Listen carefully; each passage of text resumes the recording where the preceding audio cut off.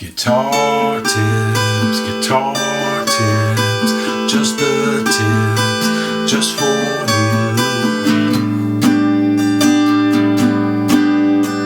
Guitar tips. Hello and welcome to another episode of Guitar Tips. My name is Adam Levy. This is my video blog series right here on YouTube. I'm in the midst of a mini series within the series. It's called the ABCs of Guitar Tips. If you're interested in learning more about this little mini series, the genesis of it, and all that, check out the playlist that this tip would be a part of. It's called the ABCs of Guitar Tips. You can start with this tip and work your way backwards, or go back to the beginning and work your way forwards, or jump around, or whatever you're into. So this is episode 10, and that's the letter J. And so I want to talk about journaling. This is something that I find really helpful in practicing. And if you're somebody who practices regularly, which I hope that you do, then journaling could be a good addition to your practicing routine. So I want to give you 5 important tips for maintaining a practice journal. Number 1, any notebook will do, any pen will do. Don't overthink it. Like, if you want to get into journaling and you're just like, I don't know, you go to the stationery store or the drugstore or wherever you might find some notebooks, and you just stare at it for way too long and you're just not sure what to do. Don't overthink it. This really isn't about having any particular kind of notebook. You could get like a composition book like this. This is a fancy book that my wife got for me. It's got my initial, or my name, well, you can see it's monogrammed, with a cloth bound cover and all that. Whatever works for you, just get started. If you think journaling might be a thing for you, don't overthink it. Get a notebook, get a pen, and get started.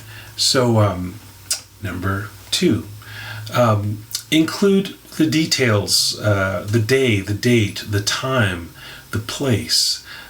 Sometimes I'll even include what kind of mood I'm in. This helps me when I look back to really, take stock of all of those things. What kind of practicing do I tend to do early in the week? What kind of practicing do I tend to do later in the week? Early in the day, late in the day, and so on. The mood stuff, that's just something I like to do. I'm not sure that it makes your practicing better, but it's good to just track where you're at as you're practicing. And just, be specific with all those details as you log this stuff. And speaking of being specific, tip number 3 here is be specific about what you practiced, which exercises. Don't try to avoid using shorthand, like, oh, I did the alternate picking exercise. Well, if there's something more specific that you can name it, do that. If it's from a particular book, if it's on a particular page of that book, if it's something you learned from a private teacher, maybe you could say, oh, it's the alternate picking exercise I learned from so-and-so, just to remind yourself, because in a perfect world, you're going to practice every day, and it'll be really easy to look at what you did yesterday and remember what it was all about. But, memory is imperfect, and it's also totally likely that you'll skip a day or two, or maybe you'll have a period where you don't practice at all for a few weeks or even a few months. And if you want to pick up where you left off, make your journal entries that way, as if you're going to try to pick up where you left off from a while ago, almost like you're an archaeologist, and leave yourself as many clues as you can. So which exercises are you doing? Which tunes are you playing? If you're working on tunes, what keys are you practicing those tunes in? What tempos are you practicing those tunes in? And tempo could apply to exercises too. What's the metronome setting that you're doing your alternate picking exercises at? Okay, and I should say about tempos, it can be tempting to want to just always be going up in tempo.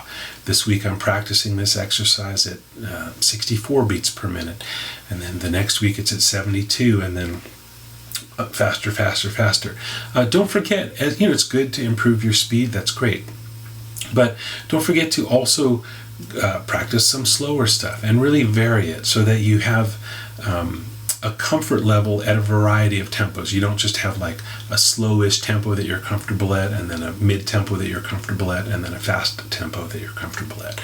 Work all sorts of tempos and log them in your journal. Okay, number 4, days that you don't practice, write no practice today, or something to that effect.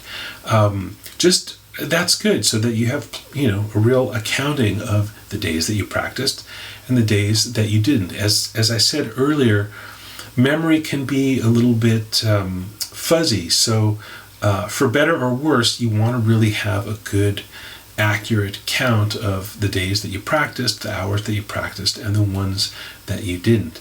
If your goal is to practice absolutely every day, then a fun thing that I like to do, and it's not exactly journaling, but it's just kind of a fun thing I like to do, is get a wall calendar, good old-fashioned wall calendar with pictures of vintage guitars or puppies or whatever you're into, and buy some little stickers, and put a sticker on every day of the calendar that you practice, or mark it with a Sharpie, or whatever works for you, so that you can really see this unbroken chain of practicing. When you're looking at your book, once you crack the book open, you can see how many days in a row you've practiced. But it could be nice to have a reminder just on the wall in your practice room, like, wow, look at all those days that I practiced in a row. It's a good feeling, and I think it would encourage you to continue that unbroken chain. And the last tip number 5 about journaling is be honest with yourself.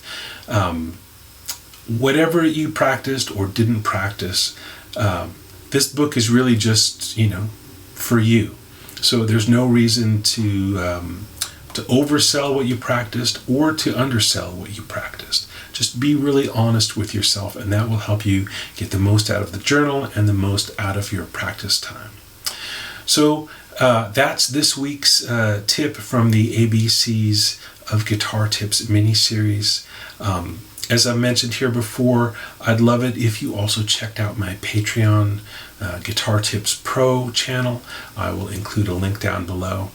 It's kind of like Guitar Tips, only better, richer, more stuff to think about, more stuff to work on, and more assets. There's PDFs and MP3s and extra stuff like that. So anyway, check that out. I'll be back next week with another tip. Until then, I'm Adam Levy. Stay tuned and take good care.